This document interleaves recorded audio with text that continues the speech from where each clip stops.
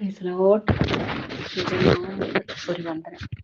10 വർഷമായി നടക്കാതെ പോയ വിഷയങ്ങൾ, അതെന്തും ആയിക്കോട്ടെ, ചെറുതും വലുതുമായ എന്ത് വിഷയമായിട്ട് ആയിക്കോട്ടെ, വിവാഹമാകാം, ജോലി തടസ്സമാകാം, എന്ത് സാമ്പത്തിക മേഖലയാകാം, എന്തും ആയിക്കോട്ടെ, നമ്മൾ ഇതെങ്ങനെ നടത്തും, ഇതെങ്ങനെ നടക്കും എന്ന് ഭയങ്കരമായി ഭാരപ്പെട്ടു ജീവിക്കണ്ട എന്ന് കരുതിയിരിക്കുന്ന അവസ്ഥയിൽ പരിശുദ്ധാത്മാവ് വരുന്നു.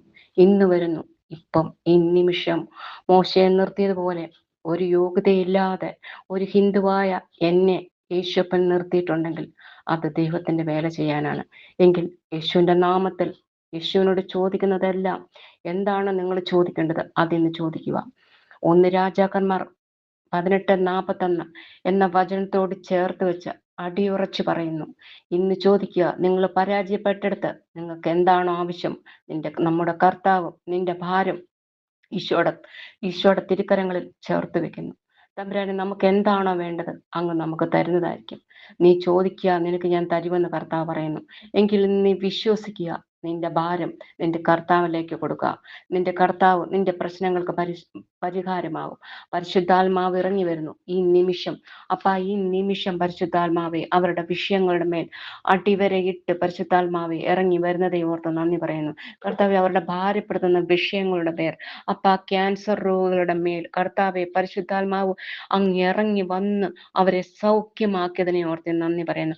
ആ പരിശുദ്ധാത്മാവ് ഇന്ന് വരുന്നെന്ന് പറഞ്ഞെങ്കിൽ ഒരു യോഗ്യതയില്ലാത്ത എന്നെ അങ്ങ് അനുഗ്രഹിച്ച് മോശയെ ചേർത്ത് വെച്ചതുപോലെ അങ്ങ് എന്നെ ചേർത്ത് വെച്ചിട്ടുണ്ടെങ്കിൽ, യേശുപ്പാ എൻ്റെ നാക്കിൽ അങ്ങ് വചനം തന്നിട്ടുണ്ടെങ്കിൽ, ഈ നിമിഷം കൃപാലയം ഭവനത്തിലെ ഓരോ മക്കളെയും ആരൊക്കെ എന്തൊക്കെ ആവശ്യങ്ങൾക്ക് വേണ്ടിയാണോ ഭാരപ്പെടുന്നത്, കണ്ണുനീരാഴ്ത്തി നടക്കുന്ന പല കുടുംബങ്ങളും ഉണ്ട് കടബാധ്യതകൾ ബുദ്ധിമുട്ടുന്ന പല ഭവനങ്ങളും ഉണ്ട് എൻ്റെ യേശുപ്പാ.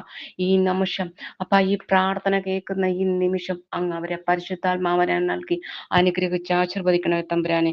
കർത്താവിന്റെ കരം എൻ്റെ ഏലിയായുടെ കൂടെ ഉണ്ടായിരുന്നു. അവൻ അരമുറുക്കി അഹോബന് മുമ്പേ ജെറുസലേമിലേക്ക് പോയി.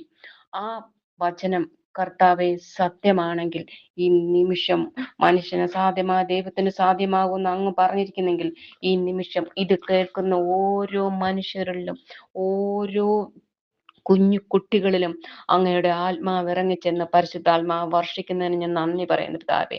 ഞാൻ നന്ദി പറയുന്നു കർത്താവേ. ഞാൻ നന്ദി പറയുന്നു തമ്പുരാനെ. ഒരു നിമിഷം പോലും അങ്ങ് മാറി നിൽക്കല്ലേ തമ്പുരാനെ. അങ്ങ് എല്ലാ ആവശ്യങ്ങളും പരിശുദ്ധാത്മാവ് നൽകി അനുഗ്രഹിക്കുന്നതിനെ ഓർത്തു ഞാൻ നന്ദി പറയുന്നു കർത്താവേ. സർവശക്തനായ പിതാവും ആകാശത്തിനും ഭൂമിയുടെ സൃഷ്ടാവുമായ ദൈവത്തിൽ ഞാൻ വിശ്വസിക്കുന്നു. അവിടുത്തെ ഏകപുത്രനും ഞങ്ങളുടെ കർത്താവുമായ ഈശോ മിശിഹായിലും വിശ്വസിക്കുന്നു.